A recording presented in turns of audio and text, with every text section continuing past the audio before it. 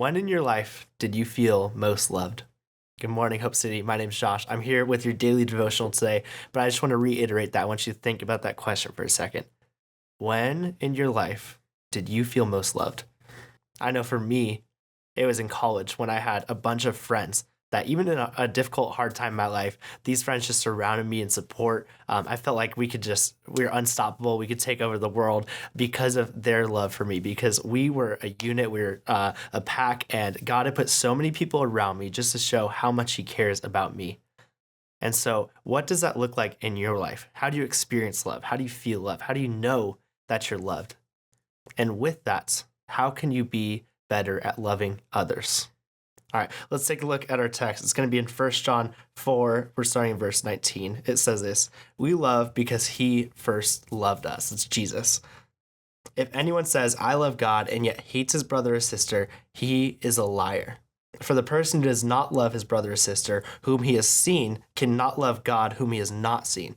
And we have this command from Him: the one who loves God must also love his brother and sister."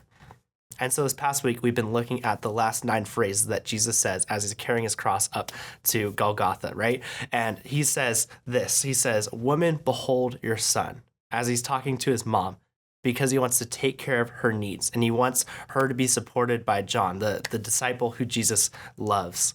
And even in His suffering, in His last moments, He looks and He cares for people. We see this throughout all the phrases. He does it to fulfill prophecy and to care for the people around Him. And so I know in our lives, we can have a lot of hardships. Work can be hard. There can be a lot of marriage issues that arise. Your kids can start getting into stuff. And it's just so many things that life are going to come your way. But how in the midst of your suffering can you love people? I want to wrap back around to that question. When did you feel most loved? And how can you be that person in someone else's life? So if you have time today, I highly, highly encourage you, read through 1 John chapter 4. It's all about love and how Jesus loved us so dearly and why it's so important for us to carry that on to others.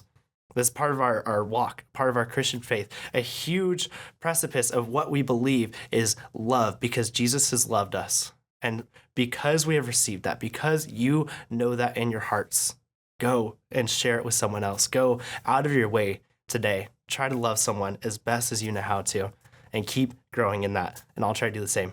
So thank you for joining us today. We can't wait to see you next time.